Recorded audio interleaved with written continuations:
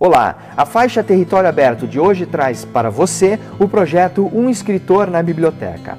Na terceira edição do evento, a Biblioteca Pública do Paraná recebe a jovem escritora carioca Ana Paula Maia. Em entrevista mediada pelo jornalista Luiz Andrioli, a autora fala sobre suas influências, curiosidades pelo comportamento humano e de seus personagens fascinantes. Ana Paula Maia começou escrevendo roteiros para curta-metragens e novelas na internet. Passeou pelos contos e atualmente é uma das escritoras que está fazendo a nova literatura brasileira. Quer saber mais sobre essa obstinada autora? Uma moça certinha que esconde uma escritora punk, um texto ácido e um humor leve. Acompanhe essa interessante entrevista sobre ficção e vida real com Ana Paula Maia. Ana Paula Maia, ela está lançando agora o Carvão Animal, que é um belo livro, narrativa, pode-se dizer que até que curta, né? Mas que ela te prende, ela tem uma densidade muito característica e trabalha muito com essa questão dos seres que estão aí em funções que normalmente nós não temos acesso, né? E a gente vai discutir um pouco mais sobre isso depois, sabe, Ana? Mas a primeira pergunta que eu gostaria de colocar, justamente que é o propósito desse projeto, é perguntar para os escritores a sua relação inicial, né, primária com os livros. Como que a biblioteca surgiu na sua vida? Como que os livros entraram na vida dessa futura escritora, Ana Paula Maia? Bem, no primeiro momento, criança, 7 anos mais ou menos, eu me lembro, essa faixa etária, 7, 8, minha mãe me dava muitos livros de histórias infantis. Não tinha muitos, não, mas tinha os livros, ela comprava umas coleções. Ela, como professora, também tinha livros, assim, na faixa etária de 5ª série, 6ª, 8ª, na época, né? Agora eu não sei mais como é que está a ordem nas escolas, eu sei que mudou e tudo mais. Mas, então eu tinha livros na minha casa, tinha os livros infantis, lia, não fui assim, não li Monteiro Lobato, por exemplo, mas li assim Branca de Neve, essas coisas das princesas eu li. Tinha os disquinhos de música que acompanhava, então eu adorava ouvir, porque eu gostava muito mais de ouvir do que de ler. Então eu gostava de ouvir as histórias, gostava de ver as figuras, lia uns livros. Então histórias era uma coisa que eu gostava de pegar o livro e relia. Como são livros muito pequenos, né, você lê rapidamente. Tive um contato na infância com literatura, até os meus 12 anos, 13, eu gostava assim, de ter algum contato com o livro. E depois, na adolescência, não tive mais contato com livro nenhum. Não dava, o hormônio não deixa, né? O hormônio adolescente não deixa você parar para ler nada. Então foi só a partir dos 18 anos que eu voltei a ler. Aí eu voltei a ler com uma grande intensidade, já com uma vontade maior de ler. Mas tive um contato pequeno com a leitura. Na escola eu não gostava de ler, eu lia obrigada. Às vezes a minha mãe lia para mim, respondia o questionário, que aquele questionário eu nunca entendia, né? Tinha um questionário no final para você poder responder a prova. Eu nunca gostei daqueles livros. Eu nunca gostava daquela imposição de ter que ler um livro que eu achava chato, logo na primeira página, e eu não lia. O que eu não gostava, eu não lia. Né? Então a literatura para mim tem uma relação de prazer também. Eu só leio aquilo que eu gosto, né? E eu, desde pequena, assim, algum livro eu gostava, eu lia ele 20 vezes. Mas um livro chato eu não pegava. Então eu tive uma relação boa, relativamente boa com a leitura, não chegou a ser traumática, né, porque eu nunca tive uma imposição muito grande para ler, mas tive um contato inicial na infância, na adolescência não, e depois a partir dos 18 anos é que sim eu comecei a me tornar uma leitora. Você colocou na sua resposta aí de uma maneira bastante sutil, mas muito interessante, o ouvido, né, o disquinho que você ouvia aquelas histórias, o visual que você via as figuras, isso fazia parte daquela atração literária, não só do texto escrito. Hoje em dia a gente discute muito a biblioteca, como se fazer bibliotecas, como atrair os jovens para a leitura. Né, dando um salto na sua história, você se relaciona muito bem com a internet, tem seu blog, está no Face, coloca vídeos lá, né? Esse trabalho meu você quer colocar lá, essa nossa conversa. É um caminho para que esse gap, esse salto que teve ali dos seus 13 aos 18 anos, que os hormônios estão distraindo os nossos adolescentes da literatura, é um caminho para você trazer eles, lidar com essas multilinguagens? No seu caso, poderia ter funcionado, por exemplo? Eu não sei, porque eu acho que a literatura é um encontro muito particular, né? Isso é muito difícil você falar para um jovem, não, é importante você ler esse livro, se ele não tem dentro dele uma necessidade de buscar algo em algum lugar. Então, como atrair o jovem para a leitura? Tem muitos livros muito focados no universo adolescente. Eu nunca gostei nada focado no universo adolescente, até porque eu já estava entediadíssima com o universo adolescente. A última coisa que eu queria na minha vida era o universo adolescente, porque eu já vivia nele, já estava entediada com ele. Eu queria era sair daquele universo adolescente que eu achava já medíocre. Passou isso de mim. Com 18 anos já tinha acabado. Chega, tá bom, deu de adolescência para mim. Mas isso era comigo. Então eu acho que puxar o jovem para isso, mas que tipo de jovem a gente está falando? Eu acho que a maioria vai ser sempre mediana. A maioria vai ser sempre desinteressada em ler. Eu acho que, e também que tipo de leitura? Ele lê muito, mas ele lê uma literatura muito mediana também. Porque ele é mediano. E assim fica tudo meio mediano, sabe? Eu acho que existem saltos e epifanias na vida de determinadas pessoas que levam a elas a se interessarem por certas manifestações artísticas, não só a literatura, como qual é o cinema que esse sujeito lê, que esse sujeito assiste. Quais são as peças de teatro que ele ao menos tem interesse de assistir. Né? Isso tudo confabula muito, porque não é só o texto literário, mas é esse entorno todo de arte, do que atrai o olhar dele, o que ele escuta, o que ele acha interessante na música. Então a literatura sozinha, ela só é mais um elemento agregado nos valores pessoais dessa pessoa, seja jovem, seja não muito jovem, mas eu acho que é isso, no meu entendimento e na minha vivência, foi só um elemento agregador, porque eu adolescente, ainda vivendo no mundo adolescente, mas eu já assistia a todos os clássicos do cinema. A literatura veio depois, mas o cinema veio antes, e o bom e grande cinema veio muito antes. Então era evidente que eu não ia sair de grande cinema para cair numa literatura medíocre depois como leitora. Seria desequilibrado, né? Quer dizer, eu já saí de um grande cinema e fui ler os grandes autores. Eu li os grandes clássicos durante um bom tempo. Grandes obras, aquilo sim me alimentava e falava comigo. Então eu acho que como construir isso nesse jovem é muito difícil. Como você vai fazer o sujeito ter interesse por aquilo? Não faço a menor ideia. Eu acho que são epifanias que existem pelo caminho, que acontece com um ou outro. Não vai acontecer com todos, né? Mas eu acho que dar subsídio para a leitura, através da internet, através do trabalho das bibliotecas, só em um sujeito ler, já ser alfabetizado, ter interesse por ler e pensar o mundo um pouquinho além, já é alguma coisa muito boa. Eu acho que querer mais do que isso da massa não consegue. Você consegue um pouco mais, levar os jovens a se interessar um pouco mais e a ser um pouco menos mediano. Até pode, mas mais do que isso é um outro. Isso vai partir também de dentro dele, né? Então eu acho que não existe muito como a gente conduzir esse caminho. Acho que é uma coisa particular mesmo. Esses seus 13 anos aos 18 que ficaram ali relativamente longe da literatura, justamente o que se considera adolescência, né? E uma das suas grandes, até interessante, uma das suas grandes influências que você já falou é o Salinger, que foi aí, dizem que inventou a adolescência. A adolescência foi o primeiro autor que eu li o Salinger já com 21 anos. Já não era mais uma adolescente, né? Já não era mais. E foi toda a base de influência para o meu primeiro livro, porque o Salinger, que escreveu esse livro na década de 50, 1950 mais ou menos, né? Eu não tinha lido. Era para mim o livro mais novo que eu tinha lido até então, porque eu estava lendo gregos, eu estava lendo Dostoiévski, eu estava lendo Kafka. Então ele ali foi um momento mais jovem, até uma literatura mais fresca, sabe? Para mim, quando eu li, falei, nossa, pode escrever desse jeito? Eu estava lendo o quê? Nessa época eu também estava lendo Os Miseráveis. Vitor Hugo?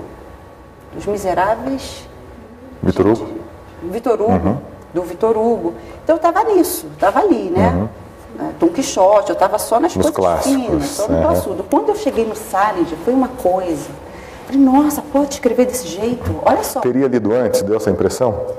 Se eu teria lido antes? Teria. Se te tivesse conhecido, se alguém chegasse nos seus 13 anos e te apresentasse o Salinger. Eu não sei se eu teria lido. Não ficou com essa impressão, né? Não fiquei com essa impressão. Eu li na hora que era para ler. E aquilo me fez um efeito. Foi tão importante aquela leitura que ela foi a base de influência para o meu primeiro romance, que é o Habitante das Falhas Subterrâneas. É um paralelo direto a esse livro.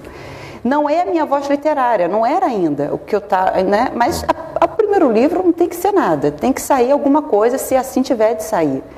E eu encontrei um paralelo e que foi muito importante para mim, né? E que trouxe uma influência muito grande. Acabou que a minha voz foi mudando muito, porque eu fui encontrando meu caminho, fui avançando, fui construindo coisas que realmente eu queria, fui pensando melhor. O primeiro livro é muito difícil e é um romance relativamente longo, até o meu primeiro romance. E é um livro que, quer dizer, quando você termina um primeiro livro, que está todos os elementos lá, início, meio e fim, tudo direitinho, você atravessou uma etapa na sua vida, né? É o início, e é um início muito difícil você conseguir já começar com um romance relativamente longo. Então, teve uma influência muito grande, o Salinger, para mim, de trazer algo que era muito novo para mim, e eu já vivendo, né, muito depois dele, numa contemporaneidade que já estava além daquilo, e aquilo ali para mim era novidade. Né? Eu, não sei, era final da 1999, por aí, não, mais um pouco, era mais um pouco. Esse livro é de 2003, o lançamento. 2003, menos, né? O lançamento. Eu acho que eu li o Salles de 99 a 2000. Foi uma coisa muito rápida. Né? Eu já estava lendo coisas antes, mas ele foi 99 a 2000. Porque o meu livro de escrito a ser lançado, acho que foi mais ou menos um ano. Então, foi por ali que eu li o Salles, entre 99 e 2000. Quer dizer, não foi... Já quanta contemporaneidade já deveria estar vivendo e não estava, mas ele era para mim algo completamente revolucionário quando eu li naquele momento. Então tem isso também, por isso que o livro nunca envelhece, porque ele encontra os seus pares em determinada, e sempre vai encontrar seus pares em décadas diferentes, né? Em séculos diferentes, eu acho isso. A gente consegue dizer então que o bom e velho Salinger fez essa ponte da Ana Paula Maia escritora para Ana Paula Maia autora? Você passou para um outro lado daquele balcão da literatura, né? Eu acho que sim, comecei a passar. Que me ajudou muito, eu trouxe aquela experiência da leitura, né, do que eu tinha como leitura, aquilo abriu a minha cabeça para escrever, e o livro fluiu muito rápido, porque eu escrevi em 2 meses e meio, que era o tempo que eu tinha de férias da faculdade. Então, eu consegui escrever esse livro de uma maneira rápida até. E passei, sim, aí eu acho que eu senti que eu passei para o outro lado, porém, que você lança o primeiro livro, você não faz a menor ideia do que vai acontecer, né? Nem se você vai conseguir escrever outro, ou se aquilo é só uma besteira, você não sabe no que vai dar. Mas você escreve e você sente pelo menos um conforto, né? Um alívio, escrevi. E a gente falou dessa influência do Salinger, você esboçou algumas coisas aqui dos classudos, né? Que marcaram essa tua religação, né, com a literatura. O que mais tem de influência aqui hoje, já com... Porque 8, 9 anos de publicação já... Tem 8 anos de publicação, está fazendo agora em agosto. O que mais que você consegue reler lá naqueles primeiros livros, não sei nem se você relê, mas fazendo uma autoanálise do que você já produziu, o que tem de influência ali que marcou essa trajetória de Ana Paula Maia? O que tem de influência é o humor negro que tem na minha literatura, que tem no cinema que eu gosto e que tem na literatura que eu comecei a ler. Alguns autores, é muito difícil você ler um livro e rir. Eu, pelo menos, tenho dificuldade muito grande em rir com filme, ou rir com livro. Mas eu me lembro que a primeira vez que eu li Noites Brancas, do Dostoiévski, foi uma história lamentável, né, dele. Uma história pequena, pode se chamar de novela, um conto longo, não sei. E eu me lembro que a primeira vez que eu li uma história lamentável, eu ri muito. Eu nunca tinha lendo nada. Eu fechava o livro, eu ria, eu lia de novo a passagem e ria. Então, para mim, Dostoiévski é um autor, apesar de muito pesado, trabalhar com uma camada muito do sub-humano, mas em relação à alma humana, muito engraçado. Não sei, eu acho ele muito engraçado. E tem uma relação também com outro autor que não tem nada a ver, que tem mais, assim, é mais iluminado, em termos de uma obra mais alegre, que é o Júlio Verne, que tem muito humor também. E assim, eu gosto de autores com bom humor. Campos de Carvalho é um autor meio fantástico, não tanto fantástico, ele é do absurdo, né? Ele leva as coisas no extremo do absurdo, e um autor que tem muito humor, e sempre humor negro, sempre caminhando mais para esse lado. E isso também vem do cinema, que eu gosto também, sempre um cinema com uma dose de humor negro. Então, essa era uma coisa que eu já gostava, que eu acho que já era o meu tom de humor. Eu me identifiquei muito nessas obras, talvez por isso eu acho Dostoiévski um cara engraçado, divertido, né? Eu acho divertido, eu leio os livros dele não me sentindo mal, mas eu tenho prazer, rio muito, sempre. E acho que é um autor que consigo essa identificação porque eu gosto de fazer isso depois quando eu vou escrever. Então eu posso dizer que esse é uma das referências que eu trago dessas leituras.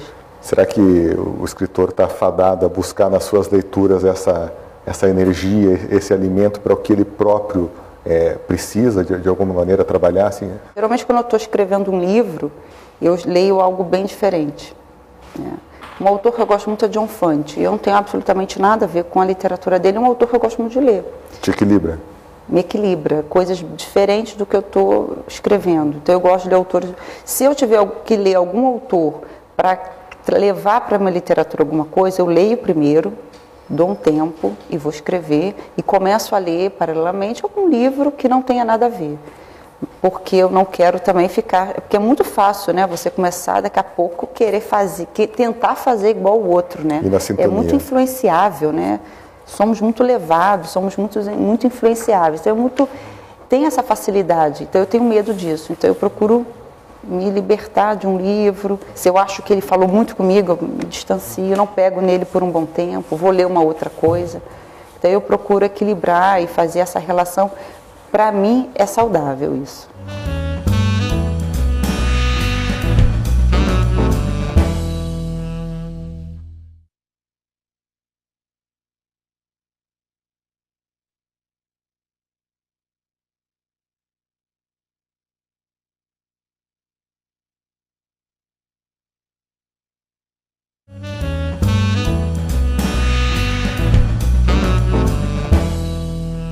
Você chegou aqui numa cidade muito fria, né?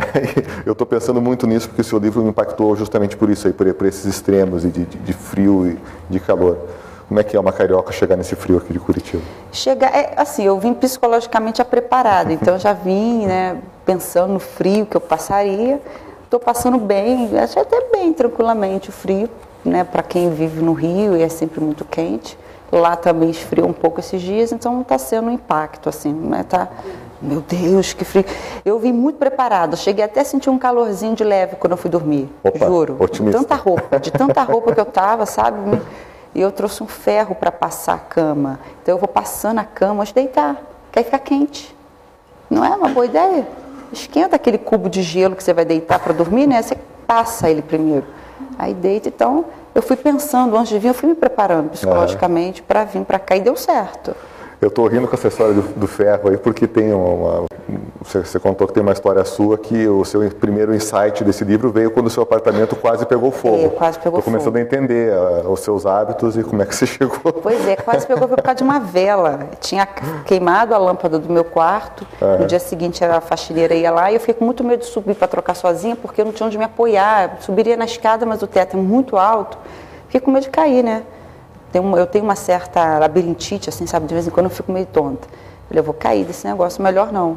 Aí peguei e coloquei uma vela num potinho em cima de uma prateleira, sozinha. A prateleira estava vazia. E fui para a sala, estava justamente deitado no sofá lendo um livro, cochilei. Aí acordei, assim, sei lá, uns 20 minutos depois, meia hora depois, não lembro quanto tempo levou. Quando eu cheguei no quarto, uma prateleira estava pegando fogo.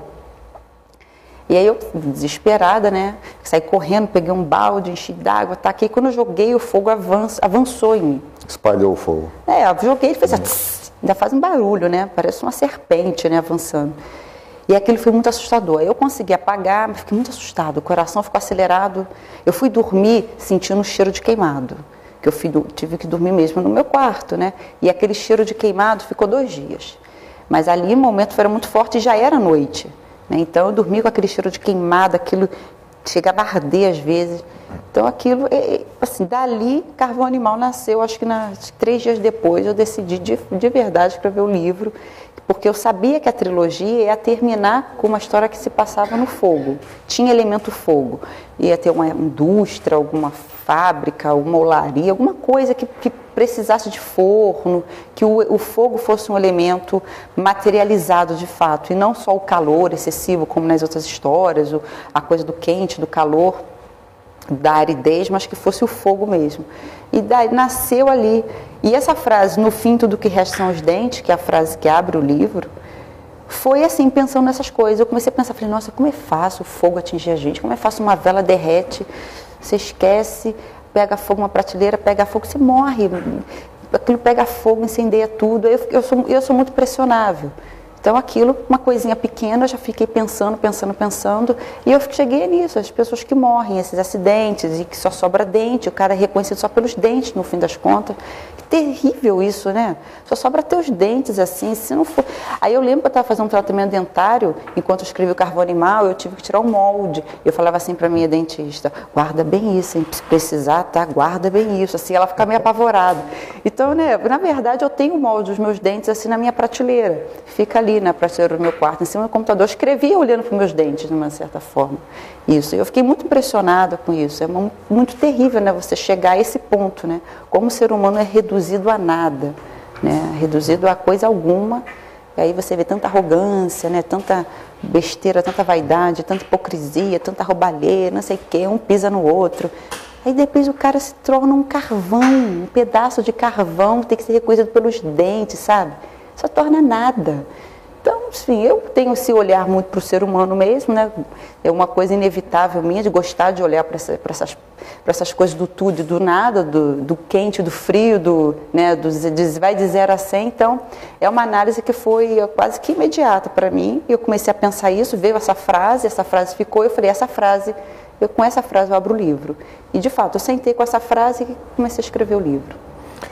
Em outra ocasião, uma outra resenha que foi publicada sobre o seu livro, não sei se sobre esse ou sobre outro, mas colocou que você não procura resolver os seus problemas pessoais com a literatura. A literatura é outro campo para você. Mas tem eu acho bastante interessante e o livro me diz muito disso, né? Esse exercício de alteridade mesmo, ir para outra, falar de outra realidade, você coloca isso claramente. Mas essa imagem dos seus dentes ali, que é uma identidade, né? Sim. Eles estão te olhando e você olhando para ele, né? O que tem de Ana Paula nessa história? Eu já estava envolvida com a coisa, né? Uhum. Eu já estava escrevendo o livro. Eu estava na metade do livro quando eu fiz esse molde, né? Tive que fazer. Eu falei, não, vai ficar olhando para mim. Porque eu já estava ali. Eu também faço parte disso, né? Quer dizer, eu também sou alcançável pelo fogo. Isso pode acontecer com qualquer pessoa.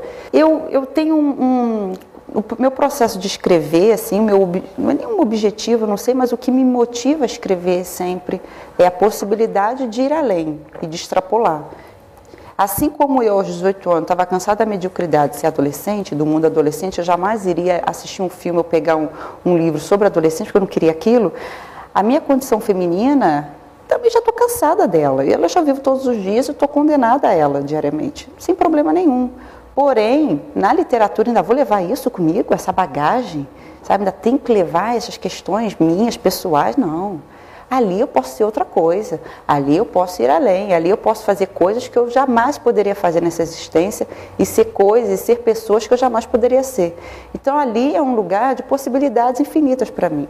A literatura me dá essa abertura ampla, importante, para mim pessoalmente, né? Então quando eu vou para lá eu quero coisas novas, eu quero abrir um porco, eu quero quebrar asfalto, porque na verdade eu estou ali camuflada, né, pelos personagens, eu quero fazer aquilo, eu quero ter outras experiências, eu quero ter outras sensações, outras possibilidades. Como eu moro num lugar quente, eu queria estar no frio. Quando eu criei a Balurdes, e a Balurdes, que é a cidade onde se passa fictícia, a história, né? Onde se passa Carvão Animal, é um momento de inverno. Apesar de ser uma cidade quente, você vê que é uma cidade carbonífera, ela é uma cidade que está lidando com fogo o tempo todo, essa coisa toda do quente.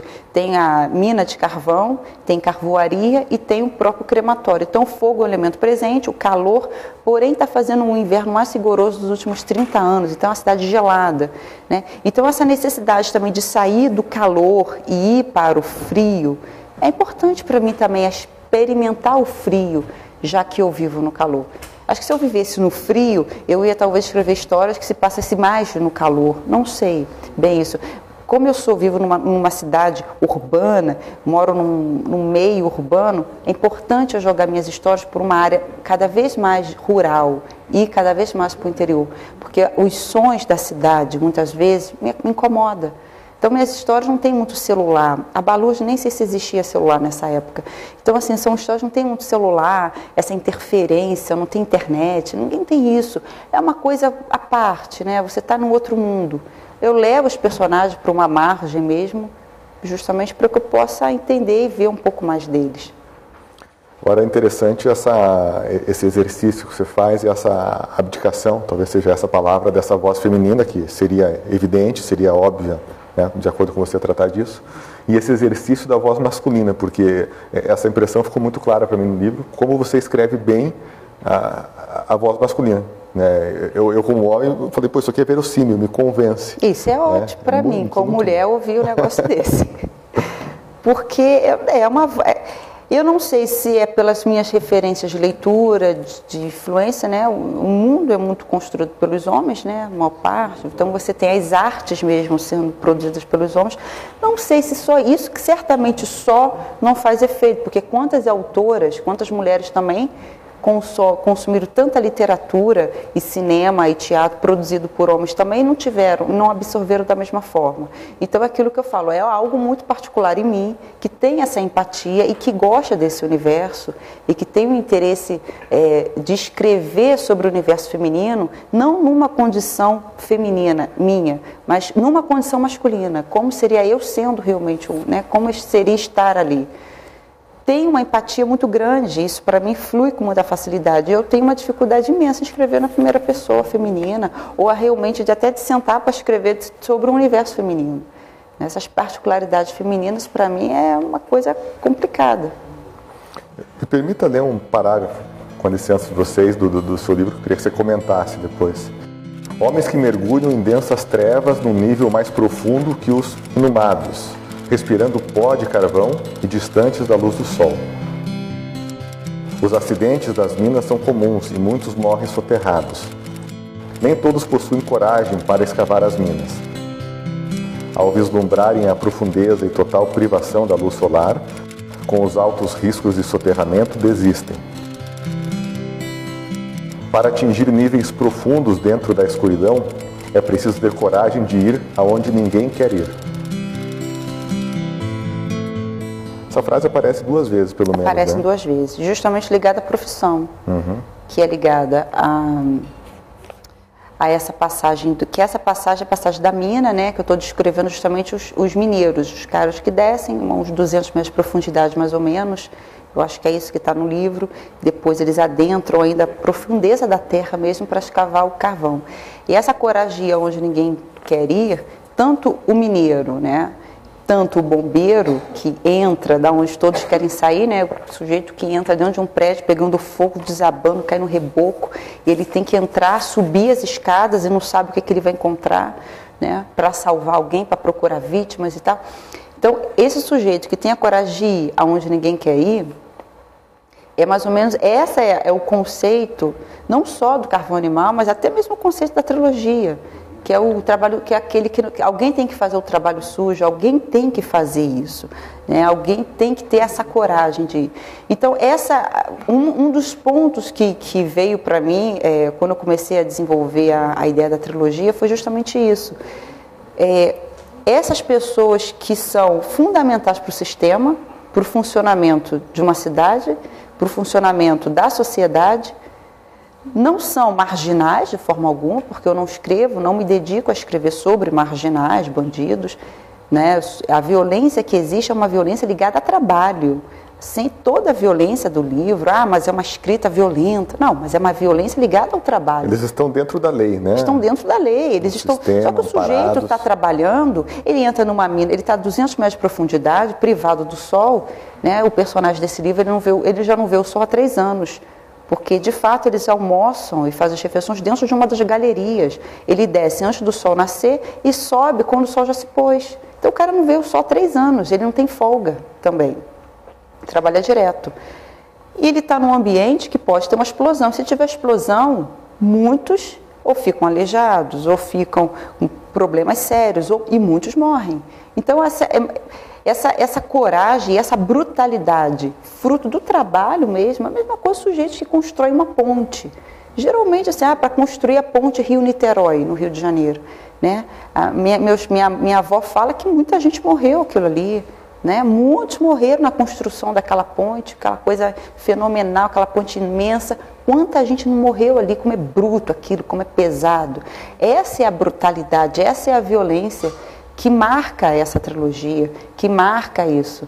E essa coisa do subterrâneo, né, até dessa passagem que você leu, é uma coisa muito presente no que eu escrevo. Eu gosto muito de escrever sobre essas coisas do subterrâneo. Inclusive, logo na frente dessa passagem, tem uma citação do meu primeiro romance. Eu cito o título do meu primeiro romance, que é O Habitante das Falhas Subterrâneas, que na verdade já é uma menção a Júlio Verne, que no livro Viagem ao Centro da Terra, quando um personagem, o sobrinho do professor Lindenbrock, quando ele se perde dentro de um vulcão, e ele começa uma narrativa muito angustiante, que ele está sozinho, não enxerga nada, está se machucando naquelas paredes estreitas, e ele justamente fala que ele está se sentindo como um habitante das falhas subterrâneas.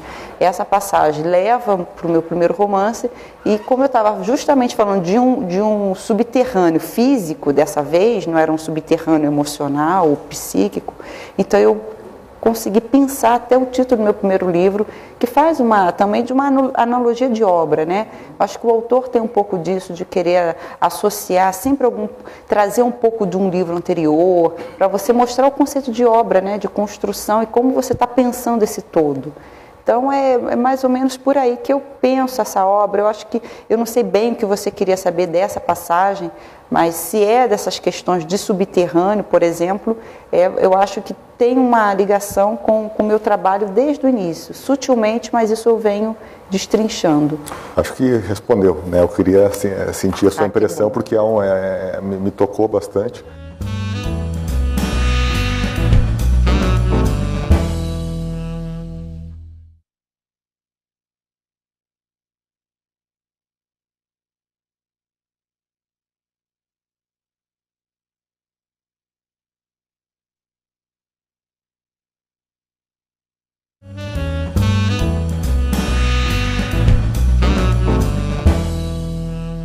Amarrando com o começo da nossa conversa, como trazer gente para a literatura, de certa maneira a literatura está indo onde as pessoas não estão indo, né? E a gente não vai a lugar nenhum hoje, bem na verdade, né? A gente espera e as coisas vêm até a gente, o delivery, a internet, os mobile, enfim, tudo vem, né? Tudo chega cada vez mais rápido, fácil, né? E para onde que a gente vai? Não sei, e o escritor tá indo, né? E muitas vezes com muita crueldade em lugares que as pessoas em geral não estão indo, nessa mediocridade, nessa medianidade, né, que você coloca, que a literatura é uma fuga para você. É por aí a função da escritora Ana Paula Maia? Eu acho que a literatura como fuga e como pensar a sociedade também, né? É um lugar que você pensa, de reflexão. A literatura veio para mim, o ato de escrever, antes da literatura, veio para mim, a primeira coisa que eu escrevi na minha vida foi um roteiro para curta-metragem. E já era um roteiro que eu escrevi porque eu já estava com essa questão de pensar o mundo que eu vivia e tal, alguma coisa ali atravessada na minha garganta, algo que me incomodava. Então, eu já comecei a escrever com esse intuito de pensar o mundo, né? De pensar as relações sociais, de pensar o que eu estou vivendo. Isso, é claro que acabou, enfim, foi se desdobrando. Tudo que eu escrevo tem um cunho que vai muito para isso, né? É sempre esse pensar da sociedade, às vezes é um livro que tem um cunho mais político, quando você está tratando de relação do homem e trabalho, é quase marxista isso, né? Relação do homem com o trabalho e tal, o trabalho molda o caráter do homem ou o homem que é moldado, sabe? Como é que é essa relação, né, do homem com o trabalho? Então isso é um dos pontos de interesse grande dessa trilogia, mas eu acho que a fuga não, acho que fuga é outras coisas. Fuga é quando você se fecha disso. É quando você se distrai, isso eu estou aqui só me distraindo, fazendo uma coisa para me distrair. Muito pelo contrário, isso é o que me traz. Isso é quando eu falo assim, não, agora eu vou tirar, sei lá, 1 ano para me dedicar a um livro. É 1 ano de reflexão pesada. Tudo é referência para livro, tudo é referência para o que eu estou escrevendo. Uma frase, algo que eu assisto, uma imagem, enfim, eu tenho tempos e tempos, momentos longos de reflexão, é o que vai, na verdade, saindo depois na obra, vai se refletindo no livro. Então, eu tenho mais essa relação de extrapolar, né, de levantar questões, para mim, porque a cada livro eu me transformo também, muito mais da questão da fuga. Porque a fuga, eu acho que já é o momento em que eu não estou muito interessada em pensar nada. O que se tem muito, o que se produz muito culturalmente, né, pode-se dizer um entretenimento de fuga, que é o entretenimento que não te leva a lugar nenhum, não te leva a pensar, refletir, mas te leva a relaxar. Né? Todo mundo precisa disso, mas tem pessoas que só consomem isso. Né? Não tem um momento de parar para pensar. Eu acho que a literatura precisa provocar um certo incômodo. A arte em geral, se ela provoca um incômodo, provoca uma inquietação, provoca uma repulsa, alguma coisa ela tem que provocar, porque se ela passar, ai, tão bom, sabe, com um suspiro, eu falei, não, sabe, não provocou, relaxou demais, teve um suspiro, ai, que bom, né, relaxou. Eu acho que não, a literatura, eu acho que as artes em geral têm uma função mais de incômodo, de te levar a algum outro patamar, e não, né, de te relaxar demais. Você, em alguns momentos, em vários, na verdade, fala sobre essa questão visual. O seu primeiro trabalho escrito era um roteiro. Chegou a ser filmado, aliás? O curta? Era curta, de faculdade. Chegou a ser filmado, sim. É? É, a gente chegou a filmar, mas nunca foi concluída a filmagem. Mas chegou a rolar. Foi engraçado. Foi uma experiência que eu tive, assim, no cinema. Eu nunca estudei cinema, mas foi uma coisa divertida. Cinema é divertido mesmo. É o fato que a imagem sobre a palavra, ela e é um fantástica. outro pensar. Eu escrevi um longa, eu tive a experiência de escrever um longa, adaptação de um livro que não é meu, é de um escritor mexicano, um trabalho por encomenda, no qual eu tive muita liberdade para escrever. Então, mas eu me identifiquei tanto com a obra e foi uma coisa tão intensa que também escrevi aquilo, posso dizer até muito rápido, mas eu escrevi como se fosse meu mesmo, né? Porque tem que ter paixão, né? É claro que tem pessoas que escrevem tecnicamente e tal, um roteiro por encomenda, mas é muito melhor quando tem paixão e tem uma afinidade com a obra, né? E é uma outra coisa que se pensa, né? Engraçado. O cinema é uma frase, uma imagem, já disse tudo, né? Às vezes uma coisa curta, às vezes não precisa muitas. Evito até, como eu sou muito verborrágica, eu evito até colocar muitas falas, dependendo de como é esse filme. E esse filme não é um filme muito falado. Então é uma outra linguagem, é um outro mundo, mas muito, muito, muito fascinante. Mas a sua narrativa, ela tem, embora tenha sido para você um exercício para esse longa, trabalhar mais com a imagem, menos com a verborragia, menos com o verbo, o seu livro em especial aqui, ele insinua a imagem, né? Ele é visual. Muito, né? muito visual. Eu senti lendo ele, assim, eu li numa pegada só, sabe? E até o tempo de um filme, né? Sim. 2 horas e pouco, né? Pois é. Mas parecia uma timeline passando. Sim, né? é verdade, né? é engraçado. Porque eu sou muito imagética, né? Eu gosto, assim, eu costumo dizer que eu vou tirando, assim, as camadas. A literatura, ela tem uma função, muitas vezes, de pegar o leitor e conduzi-lo. Né? Então, através da construção dos parágrafos, a retórica, o texto vai te envolvendo e você vai muito mais sentindo do que vendo. Né? As narrativas mais psicológicas fazem isso, você sente, você vai sentindo, mas você não vê tanto. Se você reparar, é uma coisa curiosa. Eu gosto de mostrar mais e dizer menos. Então o leitor tira suas conclusões. E quando os personagens falam também, coisa que eu gosto muito são os diálogos, como os personagens se mostram e trazem coisas para mim como autora, e trazem isso para o texto e até muitas vezes modificam rumos da narrativa, que às vezes era um sujeito para aparecer numa cena, e ele fica até o final do livro. Porque quando ele abriu a boca, ele trouxe coisas tão interessantes para o livro, que ele permanece narrativa. Então, falar muito, deixar os personagens interagirem, realmente falando, e mostrar, eu acho que eu consigo criar uma interação com o leitor. Eu gosto de ler algo também e ver aquilo, sabe? Eu gosto de ver nas imagens, construindo aquelas imagens. E a literatura, ela também tem esse efeito, muitas vezes, de sensações, né? De tratar das sensações num plano mais metafísico e não num plano muito físico. Quais são os seus momentos de escrita, o seu trabalho mesmo? Quantas horas por dia? Pouquíssimo tempo. 1h30 no máximo eu escrevo por dia, mesmo assim, é uma escrita válida. Outro tempo, o resto do tempo eu passo pesquisando, se eu tiver... Porque eu sempre esbarro com um detalhe técnico, às vezes até, sei lá, com um tipo de vinho. É um detalhe técnico, você tem que às vezes parar para pesquisar. Uma marca de charuto, né? Você tem que parar para pesquisar. Pequenos detalhes que você pode precisar. Tempo de escrita leva de 40 a 1h30, não passa disso, 40 minutos a 1h30. E cada livro tem um horário, assim. Esse eu escrevi pela manhã, às vezes um livro que eu posso escrever pela tarde. Eu gosto mais de escrever pela manhã hoje em dia.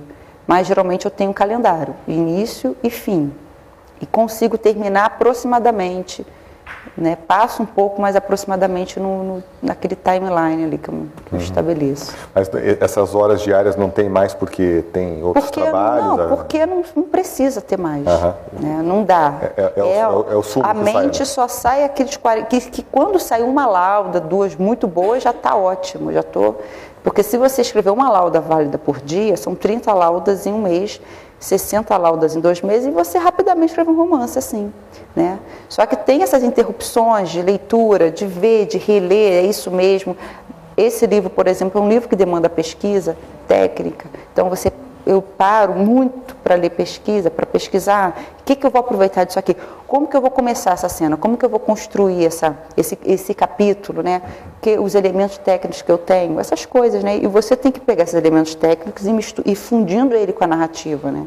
Então, você tem que ter a sensibilidade lá, poética e narrativa, e também a coisa técnica fria, né? De como as coisas são, mas o período de produção diária é pequeno, não consigo fazer mais do que isso. Agora, para quem não leu o livro, esses personagens, me corrija se estiver faltando algum que você considere importante, mas um é um bombeiro que lida com incêndios e que tem um detalhe muito interessante que ele não sente a dor do fogo. Não, ele tem uma doença. Tem uma doença, né, que existe certamente, né? E tem um outro núcleo ali que vive num crematório, né? Então, novamente, a questão do fogo e das cinzas, né, da dificuldade que é de cremar alguns cadáveres para reduzir aquilo que já foi uma vida a cinzas, para entregar a família, né? E isso numa cidade que tem outras carvoarias, não é? Tem umas carvoarias e tem uma mina de carvão. Uma mina de carvão. É uma cidade carvoenta. Toda cinza, né? Você sente aquela névoa ali o tempo inteiro. E, pelo que você me coloca, a sua pesquisa ela é pela internet, é bibliográfica, ela é de texto, né? Eu tenho uma pesquisa de matérias de jornal. Toda baseada em matéria. Eu prefiro muito mais, porque eu acho que é uma fonte melhor para eu pesquisar. Então, assim, jornais do Brasil todo, né? Então, eu consigo pegar artigos sobre, por exemplo, sobre carvoaria. Fácil, você pega muitas. Então, eu leio vários artigos de jornal, vídeos de reportagem. Então, esse material todo é trabalhoso, leva meses. Meses, e eu pesquiso, eu faço todo dia. Todo dia tem que... E a pesquisa, às vezes, se você somar tudo, às vezes eu fico 4 horas pesquisando. Escrevo 40 minutos, 1h30, só de pesquisa 4 horas, às vezes, né? Que aí eu pesquiso um pouco à tarde, um pouco à noite. Então, a pesquisa não acaba nunca. Você está sempre querendo pensar em algo, pescar algo, uma informação, um detalhe. E tem que ler matérias que acontecem aqui, matérias também de fora, né? É bom ler jornais de fora também. Esse assunto, por exemplo, de crematório, tem pouca referência aqui. Tem, até achei bastante coisa, relativamente bastante coisa. Mas os vídeos, por exemplo, todos europeus, né? Já é difícil achar aqui. Consegui achar vídeo, passo a passo, mas aí eu tenho que confrontar, ver se é aquilo. Então eu vejo vários. Um só não, nem 2, tem que ser 4, 5, para confrontar a informação. E muito artigo de jornal. Eu ainda tenho isso tudo guardado, eu arquivo tudo. Precisa desse... Eu sinto você trabalhando com estofo, né? Uma margem de coisas para que a sua criação... Dependendo, né? da história. Carvão Animal foi. Entre Rinhas, não. Qual foi a pesquisa do Entre Rinhas? Nada. Tua, nenhuma, interna? Minha. Eu sabia o passo a passo de abater porcos e pronto, sentei e escrevi o Entre Rinhas. Não precisou de pesquisa. O trabalho sujo dos outros precisa de uma pesquisa técnica a respeito porque como é a história do lixeiro, né? Então, assim, uma coisa do caminhão do lixo, outra era a história ele tinha um irmão, ele tem um irmão que quebra asfalto. Pequenos detalhes, informação técnica e outra, pouca coisa. Não demorei nessa pesquisa também. Certamente você escreve conectada, claro, você já vem de uma geração que... Sim, eu acho que sim, né? Como é que eu ia ter essas informações? As informações que você vai no site, por exemplo, dos bombeiros, você consegue muita informação. Como é que você apaga um fogo químico? Existe, aí você não é com água, como? Né? Então esse livro tem essa informação porque precisou ter essa informação numa passagem. Então você tem que descobrir isso. Então esses pequenos detalhes às vezes te tomam um dia inteiro para você descobrir. Né? E você acha num lugar, mas você tem que ir em outro também confrontar se aquilo é verdade ou não. Então, às vezes, a fonte não é tão segura. Não, eu preciso achar uma fonte mais segura. Aí vou procurar. Então, são pequenos detalhes. O carvão animal foi o que eu mais tive que pesquisar até hoje. Mas todos os meus livros demandam alguma pesquisa. Tudo que eu escrevo demanda alguma coisa de pesquisa. Para mim é sempre fundamental dar uma lidinha, alguma coisa sobre aquele assunto. É importante. Tem mais algum na gaveta? Está saindo? Nada, gaveta nada. Nem faço a menor ideia agora. Sai do zero.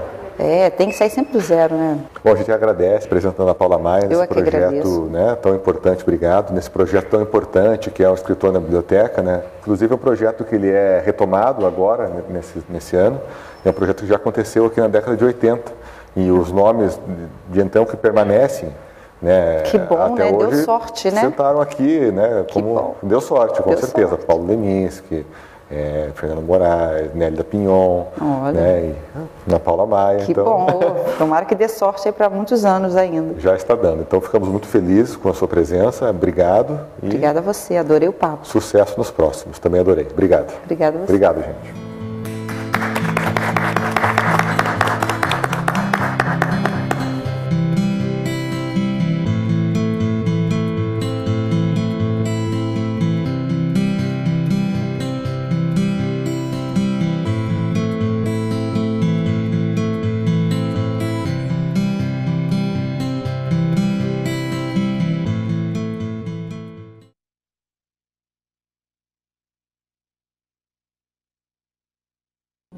Graças, partiu e deu a seus discípulos, dizendo: tomai todos e comei, isto é o meu corpo, que será entregue por vós.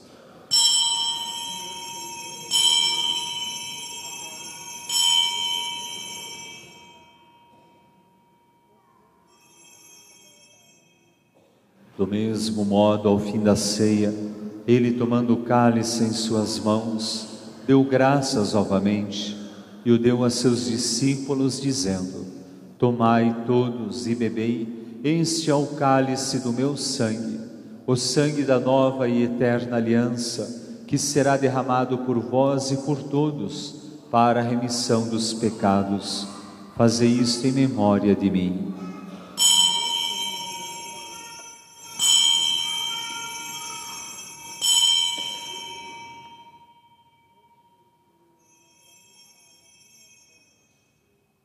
Eis o mistério da fé. Anunciamos, Senhor, a vossa morte e proclamamos vossa ressurreição. Vinde, Senhor Jesus. Vinde, Senhor Jesus. Celebrando, pois, a memória da morte e a ressurreição do vosso Filho, nós vos oferecemos, ó Pai, o pão da vida e o cálice